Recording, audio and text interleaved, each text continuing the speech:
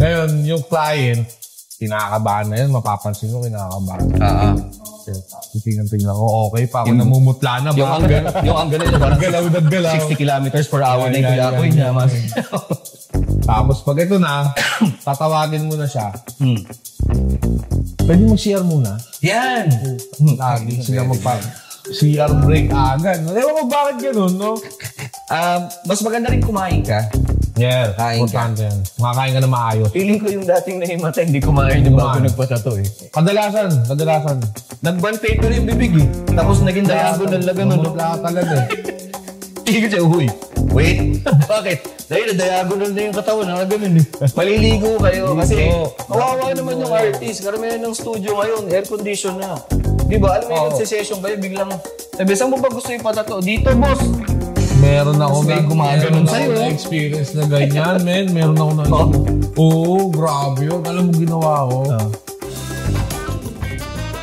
Natutuan ka na ba? Ayun na nga.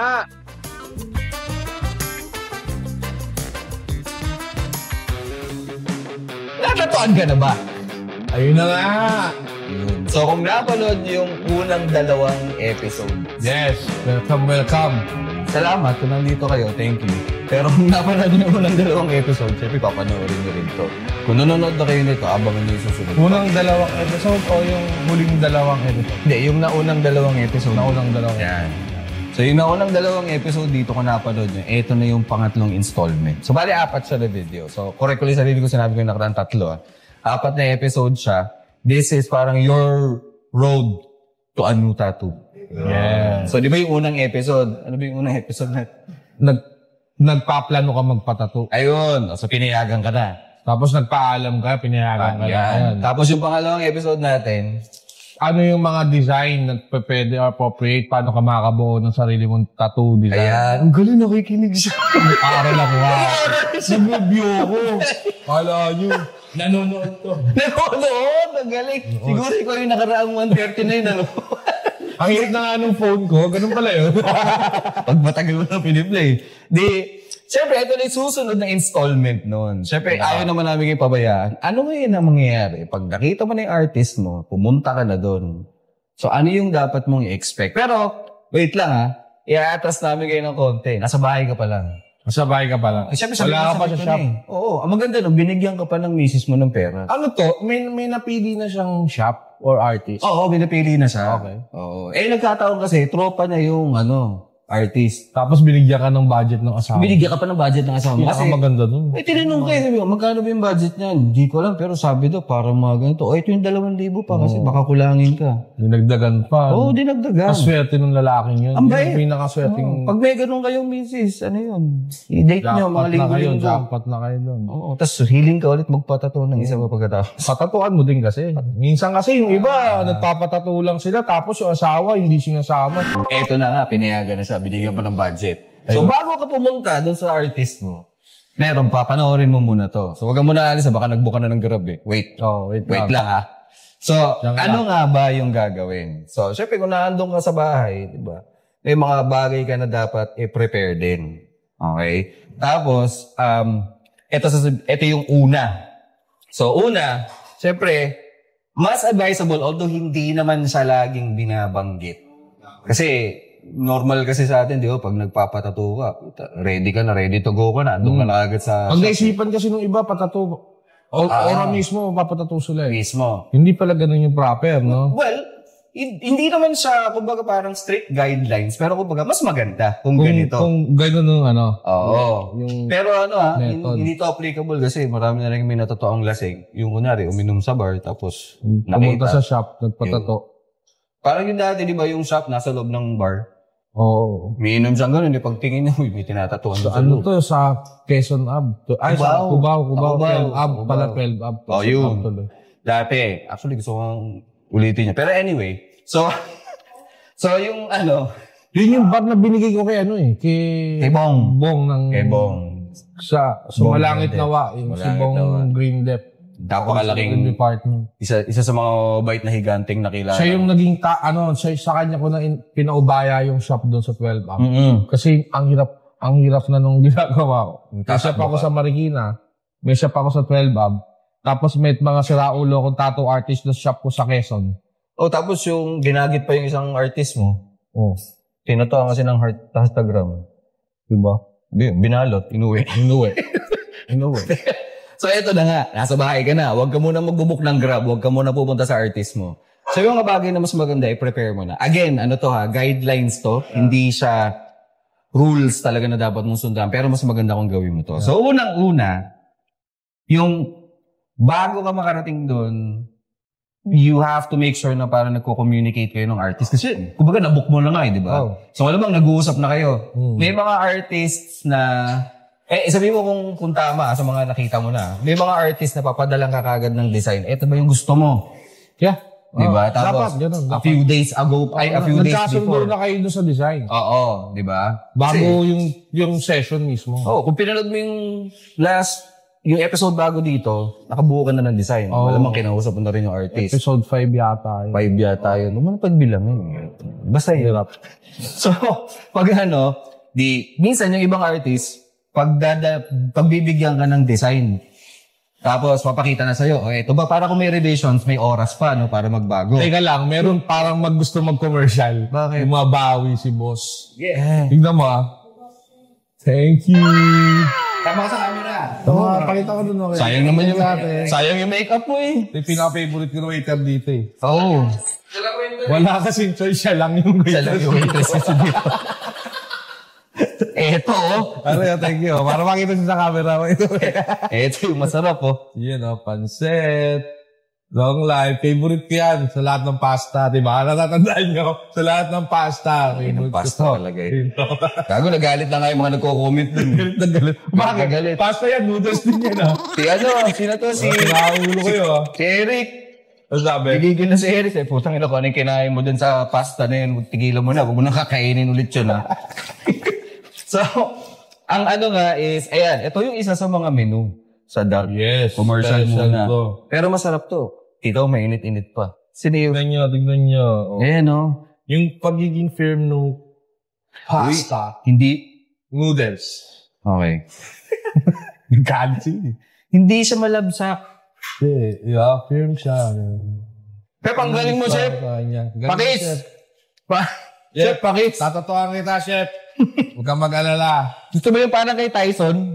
Nakalista ka na, Chef. Tatatuan ka daw niya libre para kay Tyson dito. Tyson, para maangas. Balik tayo sa So, meron mga artist, di ba, na nagsisend beforehand ng design. Dapat, di ba? So, meron din mga artist na papakita sa'yo on the day itself. Di pagdating mo, ito na nga pala yung design. Ngayon, ang una dun is, communicate openly. Make sure na nag-uusap kayo at nag-a-updatean kayo pare-pareho. Kasi, di ba, may nangyayari din sa buhay mo. Baka sabihin mo sa artist mo, malilate ako ng mga 1 hour kasi may asikasuhi pa ako dito. O kaya sabihin din ng artist mo, sandali, medyo na-atras tayo ng konti dahil yung tinatatuan ko, may nag-extend. Nag-open time Tapos so kailangan mag-usap kayo. Para at least malinaw yung proseso, wala nang hassle. Sa part naman ng artist, boss, para sa akin, mas advisable yung yung before the session, the day nung set nyo, nakapag-final na kayo doon sa design. Kasi pag yung pagdating nila, tsaka lang nila makikita yung ginawa mong design, parang, hindi, kung may revision. Oo, kung may gusto sila pababago, hindi yung oras mo kumatakbo nang wala. Diba? Sa bagay. Alam mo yun, pag nasanay kayo ng gano'n, madali na yung trabaho kasi hindi na kayo stress unang-una. Hindi kayo hassle.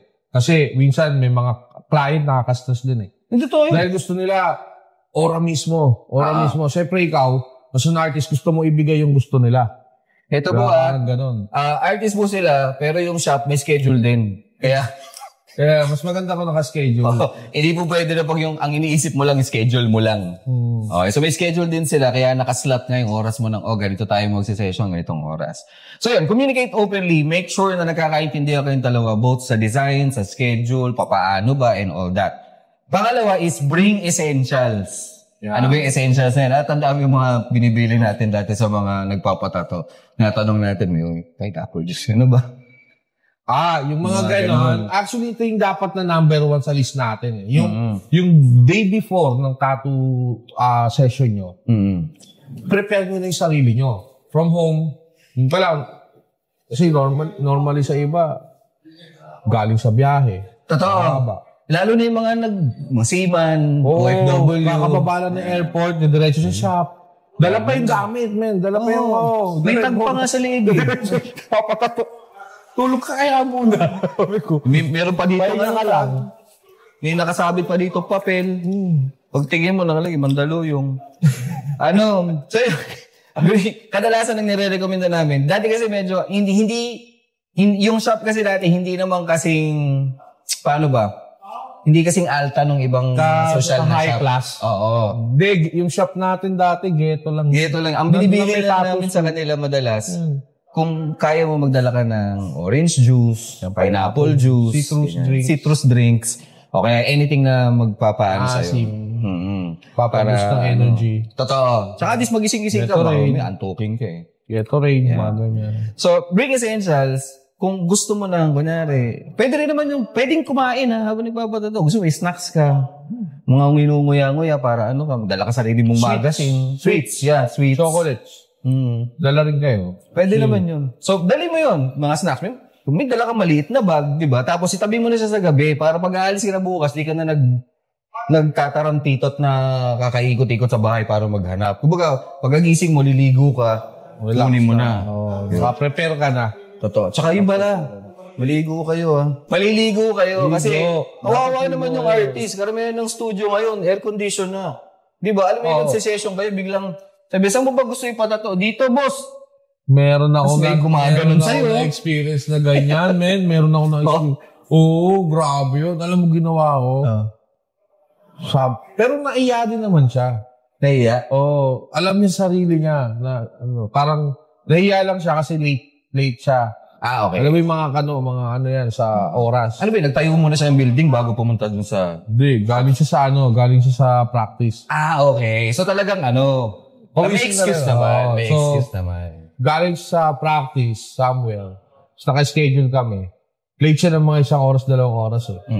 So nagmamadali siya. Gusto niya makagad matatuan. Pero sabi ko, relax ka muna. Tapos nung makapag-relax siya mga 30 minutes, nung ilalagay ko lang yung stencil, sabi ko, may dating Do you wanna take a bath first before we start? Sabi ko gano'n. Sabi niya. Ligo ka muna bago tayo magsimula para mas naka-relax ka. Gumanon ako, syempre, ayoko maano siya eh. Mas maganda yan kung maligo ka muna para ma-relax yung katawan mo. Pero, totoo naman, na nakaka-relax pag nalaligo ka ng Tsaka pawis-pawis pa siya nung syempre susugato ba? Diba, infection diba, safety first. Diba, yung may mga jowa sa inyo nagbabasketball, pag uwi, diba? Maliguin nyo rin. Kiss ba kagad? Hindi naman, diba? So yun, pagkatapos maligo, tapos prepare ka na, kunin mo na yung mga snacks mo, kung gusto mong fruits, chocolates, mga ganon. lagay mo sa bag. Lagay mo sa bag para aalis ka na lang kagad. Pero may mga tattoo studio kasi na meron na silang offer na chocolates tsaka candies. May mga gano'n na ngayon. May kasi mga Google rating. Hindi naman. May mga client kasi sa experience namin may mga client kasi na hindi sila well prepared. So, para maka-recover, kasi bigla na lang yung bumabagsak, man. Pero totoo yun kasi siguro ito yung hindi naiintindihan ng mga nagpapatato. Oo, masakit siya, pero yung mismong proseso, nakaka-drain din ng energy yun. Kasi kahit nasabihin mong relax ka, yung katawan mo lumalaban din dun sa pain na nararamdaman mo. Yes. Kaya, syempre, mas maganda kung meron kang pang refill nung energy na nawala. Kaya minsan maganda yung chocolates, sweets. Diba, gusto mong umata ka ng candy. Yung iba, fruits ang dinadala. Maganda rin yun, okay yun. Citrus. Maganda yun. Kung trip mong kanin ulam, wala namang problema. Wala problema yun. Okay lang yun. Dala kang pansit, diba? Order ka muna din sa Dal, tapos dalhin mo dun sa shop. Diba? Pwede naman yun. Pero ang importante doon kasi, bring your essentials. Hindi siya limited sa pagkain, tsaka sa inumin. Kung gusto niyo magdala nagbabasa kayo ng libro, dali niyo yung libro niyo para... Dati kasi yung mga client namin, pupunta sa shop yun, nakainom na. Oo. Ready na sila. Hardcore na talaga. Ngayon kasi, tinuturo na namin sa inyo kung paano yung ma-prepare yung sarili niyo bago po dumating sa shop. Totoo. Mamaya may kikwento ko sa iyo tungkol dyan. Iwas si matay. Naalala ko yung dati nagpatato. Bago makarating yung kaluluwa sa katawan, butil-butil na pawis ng gano'n. Talagang gumanon siya. Naramdaman nila kasi gumanon na sa upuan eh. Oo, bumigat eh. Sumandal eh. Uy, wait. Okay ka lang ba? Hindi, okay lang po ako. Hindi, magpahinga ka muna. Sumandal eh. Pinabili namin yung mga bata na bili kayo pineapple juice dun sa 7-Eleven na malapit. O, inom ka muna, pahinga ka ha. Okay. Kasi nakaganon na eh. Diagonal na yung katawan eh. Dapat prepare talaga. Prepared ka talaga. Pangalawa, susunod pala is dress comfortably. Dress comfortably. Kasi, kumbaga, maganda yung nakarelax ka, hindi sobrang sikip. Hindi po fashion show ang pupuntahan nyo, hindi rin party. So, kung komportable sa inyo ang boxer shorts, chinelas, at t-shirt or sando, okay yun. Lalo na kung hindi mo na kailangan maghubad-hubad, kasi kunyari, papatato ka dito, di mas maganda nakasando ka na. Diba? Para easily accessible yung mga pagpapatatuan nyo. Pero pag sa mga babae, yung iba magagaling na rin. Paano magaling? May baon na silang damit. Kunyari, magpapatato sila sa likod. Oo. So, naka-backless na kagad sila. Akala ko kumando. Meron din naman kasing hindi prepared. Bigla na lang pupunta sa shop, papatato sa likod, mga damit yung mga naka-turtleneck, Tapos, ganun na yung suot nila. Tapos, sobrang demure pa. Mga pa. Buti sana cowboy. Maggubad ng... Kala ko sobrang gagaling na nila. Pagdating sa shop, naguhubo na lang bigla. Wag. Prepare ganun ha. May asawa na po kasi siya eh. Prepare yung damit nyo na... So dress comfortably. Yung sa mga babae ganun. So kung meron kayo... Baon kayo ng damit para dun. Oo. Kung meron kayong kung medyo tatamaan sa maselan, may nipple tape kayo, pwede. Kung alam nyo, magbaon na kayo nipple tape. Meron yung mga ibang tattoo studio, may mga na rin yan eh.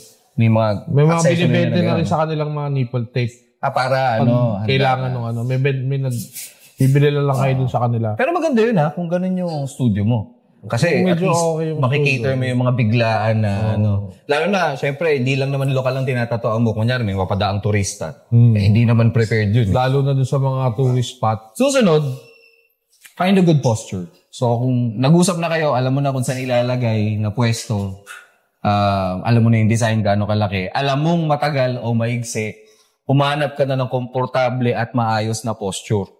Okay? Kasi, kung matagal na gano'n ang pwesto mo, makangawit ka. So at least, mas maganda, maayos yung posture mo, at the same time, komportable ka dun sa upo. Marami naman, at ang gaganda ng upuan sa tattoo shop, maniwala kayo. Ang gaganda ng maayos na bed yan. Kaya magsabi rin kayo, kunyari, kasama rin yun sa yung communication. Okay na ba itong ganitong posture ko? Sasabihin din naman sa'yo ng artist. Pag yung ihiga na siya, uupo na ba siya, yun na yan. I-arrange ka din naman ng artist mo, sabihin, hindi, baling ka ng ganitong depende sa artist yun, kung saan siya komportable. Pero, kailangan, komportable ka rin. Totoo. Sa pwesto na pinagagawa ng artist. Dalawa kayo. So, kailangan, pag hindi ka komportable, sabihin mo rin. Pag medyo, tabingi. Oo. Dito ka tatatuan, pero yung katawa mo na agad. Oo. Aba, mas maganda kung nakaganyan ka. Problema pa naman sa Pinoy yan. Kasi di ba, hospitable tayo o mabait tayo. Kaya alam niyo sa pag nasa gano'n na mahihain ng Pinoy, yung ayaw magreklamo. Diba? Ayaw magreklamo, hindi magsasalita, sabihin na, hindi siya nakakaya, gagawa na nga. Hindi. Sa Pilipino, sila aayos sila ng pwesto. Pero pag yung mga ibang lahi, lalo na yung mga Amerikano na, import. Ganito yun, kukuha ng upo nilang komportable. Komportable na sila. Yun na yun. Mas bahala ka na. Natatawa mo dito, tatawa mo, basta agad to. All the way. Komportable ka sa posisyon na yan, sabihin mo sa kanya. Kung hindi, sabihin mo rin sa kanya para at least meet halfway kayo. O sige, kailangan mo kasi yung braso mo ganito or kailangan mo kasi makita yung design na kaganito siya sa akin. Kaya nga, di ba yung pansin mo yung mga lamesa ng engineer, ng mga architects? Di ba minsan natataas yun, tapos natitilt. Kasi hindi pwedeng pantay lang lagi ang mesa pag nagdo-drawing ka. Pag nakaganyan ka lagi, masakit dito sa likod yun. So, kailangan 45. Mga ganon, 45 degrees. So, ganon din yung sa balat. So, kailangan iayos mo rin yun. So, mag-uusap kayong dalawa. Again, communicate with your artist. Okay? Tapos, eto pa. Paborito niya to. Pwede kayong mag-request ng break. Break? Oo. Paborito niya yun. Pag di na kaya, tsaka kayo mag-break. Pero pag yung artist kasi, nasa zone. Isa ng hirap din yun. Ang hirap kumuha ng break dun sa mga yan. Lalo na pag nakita mo yung tuloy-tuloy na, yung nakagano na yung yung gigigil na. Kasi parang eto na yun eh. Nakuha mo na yung groove mo. In the zone na sila. In the zone na, dire-diretso na yun eh. So bigla pwede mag-break. Pakiramdaman nyo rin yung artist. Oo. Di ko kayo mayang humingi ng break, pero pakiramdaman nyo yung artist na ready na ba siya mag-break ka. Tsaka huwag kayo masyado matagal mag-break. Kasi sayang yung momentum na nabibuild nyo. Lalo na yung obra maestra yan eh. It's an art. We always have to remember na art yung nilalagay sa katawan mo. Hindi lang siya basta poster na dinikit. Tsaka pag matagal ang break, mahaba yung oras. Pagbalik mo, mas masakit. Pero kung konti lang yung break, hindi ganun ka Ay, totoo. Na-experience ko yun. Pag mahaba yung break, medyo nagmamagana siya. Tapos tatatuan mo ulit, di ba? Babalatan mo ulit. So, kumbaga, mas sensitive na yung balat mo. Tapos, masakit yun. Nagta-times 2 yung sakit nun. Totoo. Kaya mas maganda yung may break, pero huwag masyado mahaba. Okay? So, mag-usap din kayong dalawa. So, in essence, lahat yan, is communication and comfort. Ano yung komportable sa'yo? Ano yung komportable sa artist mo? Tapos, nag-uusap kayo para at least makapag-meet halfway kayo. Compromise. So, ano yung pangalawa? Ito, medyo importante ito eh. Ito na yung naandong ka na mismo. Yung distract. Sisimula na. Kumbaga, kinakasa mo na yung makina mo. Yan. Marami kong kwento dyan. Bago magpatatlo, napapansin ko yung mga client ko. Ayos na. Set up ka na ng gamit eh. Hihintay na sila. Naka-stencil na nga eh. Ako kasi, i-stencil ko muna yan, tsaka ka mag-set up ng gamit ko. So habang pinatutuyo ko yan, yung oras ko gumagana. Para hindi sayang. Para hindi sayang. So, akala ko pag stencil mo, break muna tayo.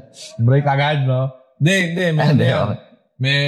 May routine ako dyan. Okay. Para hindi sayang yung oras ko. Saka hindi ako pressured. Na gamit lahat. Ray, alam ko may comment ka dyan eh. Pwede may comment nun sa video. Malam may sinasabi yan sa bahay nyo pag pinanood na yun eh. Pero gano'n yan, may routine talaga. Natutunan ko na ng lately na yan. So, gano'n yung nangyayari. Ngayon, yung client, kinakabahan na yun. Mapapansin ko, kinakabahan. Tingnan ko, okay pa. Ako namumutla na ba? Yung ang gano'n parang galaw. 60 kilometers per hour na yung gulakoy niya. Tapos pag ito na, tatawagin mo na siya. Pwede mag-CR muna. Yan! Lagi sila CR break agad. Ewan ko bakit ganun, no? Pag mag-i-start na, mag-CR muna sila. Pero hindi totoo yun. Kasi na isang beses, habang nag-research ako para sa episode na to, may napanood akong video, yun din yung nireklamo ng artist. Sabi na gano'n, pwede kung mag-CR kayo. Pwede naman mag-CR. Pero kung po yung biglaan at saka napansin daw tayo bago magsimula. CR muna. Lalo na yung mga first timer. Yan. Nakakaihiba talaga yan. Madalas ganun. Nakakaihiba talaga. So, kinakabahan ka kasi. Okay, kinakabahan. So, ito na. Pumasok ka na stencil niya na. Diba? Ando doon ka na sa part na kinakabahan ka na. Pinaka the best dyan, kunin mo yung music na gusto mo. Or pwede ka kung wala ka dalang headset. Mag-request ka sa artist mo na, pwede ba gantong music pa tutug natin? Halos lahat ng studio, naka-sound system. Naka-sound system yan. Mga music enthusiast yung mga artist. So, ganun. Para ma-distract ka or mawala ka sa focus, mag-isip ka ng ibang plano mo sa buhay. Pwede. Diba? Kaya minsan makakatulong din dyan yung, di ba kanina sabi nga namin, bring essentials. Kung mahilig ka magbasa ng libro, dala kang libro. Tapos basahin mo siya dun habang tinatatuan ka. Kasi, para dun sa mga avid readers, alam nyo rin to, habang nagbabasa ka ng libro kasi, mas nare-relax sila. At saka gumagana yung utak mo, nadidistract ka kasi, yung lahat ng binabasa mong salita, ini-imagine mo ngayon, nagpi-play siya na parang pelikula sa utak mo. Babasa kasi yung libro eh. Mas na-explain niya po na maayos yun. Hindi ganun talaga. Kaya minsan, nakapansin mo yung iba sa'yo, tama tong tuwa kasi sa libro, mas maganda manood ng pelikula. Kung agalo yung mga tao, nakikita mo yung kwento. Hindi, kasi sa utak namin mga nagbabasa, ng mga readers talaga, habang binabasa namin yan, tumatakbo na yung pelikula sa utak namin nun. So parang ganun din siya. So kung nagbabasa ka ng libro, nagbabasa ka ng magazine, gossip magazine, Abante, Tonight. Kunin mo na lahat. Pero kasi lang naman yan eh. Pinaka-basic lang dyan. It's all in the mind. Yung pain na nararamdaman nyo o yung pain na mararamdaman nyo pa lang, nasa isip nyo pa lang yun. Pero yung mga babae, kaya nilang i-handle yun. So dun pa lang ano na yung katawan nila. Nabubus na yung katawan nila sa pain. Mas mataas ang pain tolerance ng babae compared sa lalaki. Pero mas maraming inimatay. Mas inimatay sa akin, puro lalaki. Wala pa ako, meron na rin palang babae. Ayun, may mga babae din. Pero mas marami lalaki na inihimatay kasi nga, mas nauna yung kaba. Oo, totoo. Mas una yung takot. Importante rin yung kunyari, di ba, bago ka mag-book ng grab papunta sa artist mo or bago ka umalis ng bahay. Di ba? Psych mo muna yung sarili mo. Psych mo muna yung sarili mo na masakit to, masakit to. Ready ka na ba? Oo. Masakit to, alam ko masakit to. Lalo na din sa ganitong part, ganito yung sakit. Imagine mo na kung gaano kasakit. Kasi minsan nakakatulong yung pagdating mo doon, ay, masakit, pero hindi ka tulad ng inimagine ko na sakit. Parang gano'n, di ba? Kaya lang, kasi yung iba hindi ginawang gano'n. Dahil nung tinanong nila yung tropa nila nagpatato, hindi mo sakit yan, kaya mo yan. Oo, okay lang yan. Pero actually, effective nga siya kasi pag ako tinatanong ako ng mga clients ko, lalo yung mga first timer, sabihin sa akin yan, sir, masakit ba? Sabihin ko masakit. Totoo. Sabihin ko masakit. So, isipin niya na ganun ba kasakit talaga to? Parang sa utak niya pa lang. Pero pag lumapit na yung yung needle sa kanya, ayun na pala yun. Pangalawa, mas maganda kung meron kayong tubig sa tabi nyo, pineapple juice, totoo, Gatorade, or ionized water. Hindi po nakaka-hydrate ang alak at saka ang kape. Yung kape nakaka-dehydrate pa yun eh. Kaya yung alak nakaka-dehydrate din. Nakaka-dehydrate. Pero hindi naman namin sinasabi na bawal uminom habang nagpapatato. Okay lang naman yun. Lalo na kung yayayain nyo kami.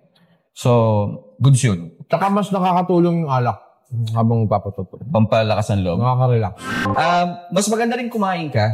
Yeah, kain ka. Yan. Makakain ka na maayos. Feeling ko yung dating nahimatay, hindi kumain yung bago nagpatato eh. Kadalasan. Nag-bond paper yung bibig eh. Tapos naging diagonal na gano'n. What? Tingin siya, wait. Bakit? Dahil na-diagonal na yung katawan. Nakaganon eh. Tapos bond paper na yung mutsan. Boy, okay ka lang ba? Tapos yun. Pero so, ayun. Stay hydrated. Kumain kayo. Ano pa? Siyempre, tatatoan ka na. Ito yung problema. Alam ko dati problema namin dalawa to eh. So, ang unang tip na ibigay namin sa inyo, stay still. Huwag kang malikot. Yan. Yun yung isa sa mga facts na bakit pinagbabawal mag-inom habang nagpapatato. Okay. Pero hindi totoo na pag umiinom ka, madugo. Hindi. Kaya madugo, may hangover ka, o kulang ka sa tulog, pagod ka. Sa iba yung dahilan. Yun yung madugo. Pero kung naka-relax ka naman, well-prepared, then nakakain ka na maayos, hydrated ka naman, okay lang uminom. Moderate, para hindi ka malikot. Yung tamang relax ka lang, di ba? Kasi, aminin nyo, lahat ng mga manginginom dyan na nanonood, di ba, pag umiinom kayo, naka-relax kayo, kalmado ka, hindi ka na stress, hindi ka So yun nga, stay still. Ilang beses na po ako nabatukan ng makina, magbigat pa yung makina nung dati. Kaya ako na nagsasabi sa inyo, huwag kayong malikot. Malikot eh. Okay. Kasi, syempre, di ba? Kapikon. Huwag kang malikot. Malikot eh. Ang sakit eh. Ang bigat kaya nun, yung lumang makina, bago yung mga pen type ngayon, huwag kang malikot. Aroy! Anong ganyan mo? Coil yun. Coil pala, yung coil. Yun yung tingin ko eh. So, yun. Huwag kayong malikot. Kasi una, di ba, needle yan sa balat nyo, permanente yan. So, ibig sabihin nun, sa totoo lang, bottom line ng tattoo kasi, sinusugatan kayo. Okay. So, kung malikot ka, edi, isipin mo kung biglang, papel nga, di ba, pag malikot yung mesa, bigla kang, gusto niyo bang mangyari sa balat niyo yun? Di ba, yung ang ganda nung, alam mo rin, nagpatattoo ka dito ng, nangyari, Greek god, sculpture yung itsura, tapos bigla may linyang ganun. Nangyari sa akin yun. Saan? Sobrang lasing na yung tinatatuan ko. Babae. Ikaw nagtakala ko. Ikaw nagpatato. Ito lang papatato niya eh. Yung makeup, gumanon dito. Dito magdag. Di naging half sleeve na. Cover up pa yun. Ang moral ng story, kung ayaw yung una, masira ang tattoo nyo, huwag kayong malikot. Pangalawa, kung ayaw nyong dumagdag ang gastos nyo, huwag kayong malikot. Okay? Kasi lalaki yan. Wala kasang choice. Talagang kailangan ayusin. Pero, naiintindihan naman niya. Oo, pero second session na yun. Okay. Di paano yun? Di habang pagaling, naglalakad siya. Kailangan niyang pagalingin ng gano'n. Di pagaling. Oo. Hindi ko naman siyang gawin agad. Kaya lang. Kakainis eh. Parunahan muna natin mga 2 months to. So, yun yung parusa. Dali mo yung tattoo mong sira. Saka natin ayun. Balik ka dito after 2 months, ayusin natin. Dagdagan natin na. Habang nagsisession kayo, may mga bibitawang utos or request yung mga artist nyo. Makinig kayo sa kanila parang yung mga aftercare routine, yan. Normally ganun. Oo, kadalasan. Pero yung kunyari, di ba, sasabihin mo sa kanya, iusog mo to, o kaya masakit ba? Yung mga ganun habang nagsisession kayo, di ba, minsan may mga may mga ganon. Ang pinaka-huli sa gusto naming maintindihan yung habang nagtatattoo session na kayo is expect different sensations. Yeah. Iba-iba yan eh. Kasi, napansin mo diba, yung tropa kasi namin sa shop. Yung tropa kasi namin sa shop, halo-halo. May bading, may babae, may tomboy, may lahat. May maskulado, may payatot, may mataba, may lahat. Tapos iba-iba pa yung pinagpapatuan nila. Minsan yung iba dito sa ano na lang, pinakamadali. Yung isang tao na tinatuan natin, sa iba-ibang part, iba-iba yung reaction niya. Totoo. Dito sa part na to, okay lang. Sa ibang part naman, talagang magsisigaw sa sakit. Pero sa ibang tao, yung part na to, nag-iiyaw siya, dito sa ibang tao, hindi. Relax naman siya. Doon sa isang tao na nauna, na-relax lang siya doon sa part na yon. Dito naman, sa pangalawang tao, nagsisigaw naman siya. Magkaiba kung paano dinatanggap ng katawan niya yung pain. Totoo. Syempre, kahit katawan niya yan, mas kilala niya, pero meron pa rin mga bagay na magugulat na lang kayo bigla. Pero yun, expect different sensations. Iba-iba yung pakiramdam sa bawat parte. Depende sa tattoo. Kasi, depende rin sa design nyo kung anong klaseng technique yung gagamitin ng artist. Diba? Hindi ko po kabisado lahat ng term, pero maraming iba-ibang technique para lumabas yung design na gusto mo, na pinagkasundoan nyo ng artist mo. May mga angulo na masakit eh. Tapos may mga line mo, okay lang. Pag inanguloan ka na ng ganyan ng artist, sakit na yun. Hindi. Kahit anong sabihin mo, yung angulo, ganun kahaba, na linya. Sakit yun. Sakit pa rin. Nanto. So yun yung habang nasa session ka na. So bago ka umalis ng bahay hanggang sa matapos yung session. So una, para dun sa mga ngayon lang nanood, balikan nyo yung video. Kaka-open lang. Balikan nyo ulit yung video. Ano to, live? Kaka-join lang. Hindi, yung mga ngayon lang nanood kasi nung binuksan yung video, hindi na ba? Speaking of live, baka mga susunod na araw, magla-live siguro kami. Napapag-ano lang naman. Yung mga nagre-request kasi na testing natin. Mag-live daw tayo minsan para makapag-communicate sila about doon sa pinag-uusapan daw natin. Parang yung last time na ginawa natin na naka-live. Gano'n. Sige, tingnan natin. Pero mas po nun, siguro mga a few days before, i-announce namin kung anong araw, tsaka anong oras magsa-start para at least alam nyo kung kailan kayo mag-join tsaka abang. So, to wrap it up, bago umalis ang bahay, may mga bagay kang iisipin. Hanggang sa pagpunta mo ng shop, ng studio, hanggang sa habang ginagawa niyo nito.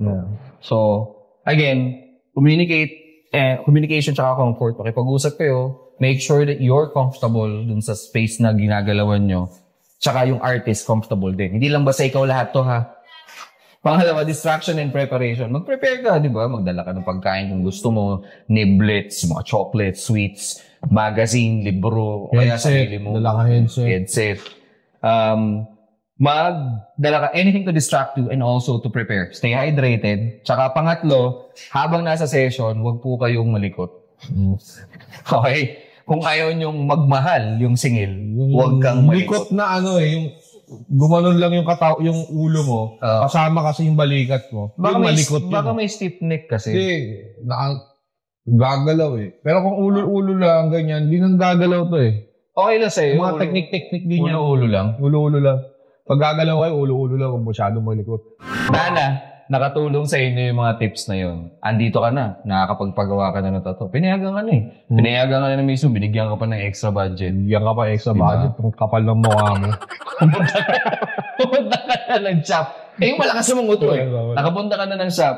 nagpapatato ka na, make sure na yung mga tips na binibigay namin, especially yung for today's episode, para mas maayos yung proseso at maganda yung kalabasan ng tattoo nyo. Diba? Masaya ka, masaya din yung artist mo kasi hindi ka masakit sa ulo na kliyente. Yes. Okay? Mas mabilis kasi matatapos pag yung komportable ka at komportable rin yung artist. Tsaka hindi masyado maraming breaks. Pag matagal kasi, mas Totoo. Madaling mamaga yung balat, mahirap na pasukan ng ink yan. Akalain mo dahil pala iniintindi ng artist. Talaga. Kaya may mahal. Yung iba kasi hindi nila naiintindihan yung kaya mura pa lang sila maningil. Kung pinapanood nila to, di mas maiintindihan nyo na yan. Ito yung isa sa mga dahilan kung bakit merong channel na ganito. So ayun, kung umabot kayo sa part na to, sana nakatulong sa inyo yung episode na to at saka yung unang 2 episode bago to para mai-prepare kayo para magpatato. Okay? Takbo ka na. Mag-book ka na ng Grab. Taro na! Pa-schedule ka na. So again, ako pala si Rome. Ako si Ryan Dagnan ng Bloodlines Tattoo Studio. Magtatayo din ako ng shop. Akala ko pangalan lang talaga hanggang ngayon. Wala pa rin ba? May sasabihin na ako. Ulit. Ako nga pala si Rome ng Marikina Ink Production. Ako nga pala si Ryan Dagnan ng Bloodlines Tattoo Studio. At ito ang Fats and Tips. See you next episode, guys. Thank you. Okay. Busy na si... Ngayon ko lang.